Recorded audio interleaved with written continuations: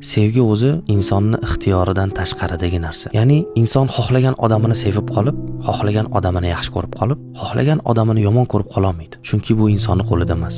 Nima unda insonning qo'lida desa, insonning qo'lida buni boshqarish, buni kontrol qilish. Ba'zan insonga imtihon uchun beriladi sevgi. Ba'zida ne'mat o'laroq beriladi. Sinov uchun berilgan, imtihon uchun berilgan sevgi shunaqa bo'ladiki, siz yaxshi ko'rgan odamingizdan uzoqlashishingiz kerak bo'ladi. Mana shu paytda siz insonligingiz ishga tushishi kerak. Hayvondan farqingiz bo'lishi kerakki, sevgi degan tuyg'ularingizni boshqara olishingiz kerak. Bo'lmasam hayvondan farqingiz qolmaydi. Mukofot uchun ne'mat qilib berilgan sevgi qanaqa bo'ladi desa, bu haqiqiy zo'r narsa. Bu ne'mat uncha-muncha insonlarga berilmaydi. Uncha-muncha insonlarning hayoti sevgi bilan o'tmaydi. Sevgi agar ne'mat qilib berilsa, sizning hayotingizda boshqa insonlarning hayotida yo'q ranglar paydo bo'ladi. Sevgi, muhabbat insonning hayotida bo'lmasa-chi desa, bo'lmasa hech narsa qilmaydi. Chunki inson xohlagan odamini chin ko'ngildan sevib qolib, yaxshi ko'rib qola olmaydi, xohlagan odamidan ko'nglini qaytarib ola olmaydi. Bu insonning ixtiyoridan tashqaridagi narsa. Insonni sevgi ustida qiladigan ish shuki, uni kontrol qilish, uni chegarasini bilish, uni me'yorini chiza olish. Shundagina inson insonlik qilgan bo'ladi. Siz tuyg'ularingizni kontrol qilishingiz ham kerak-da.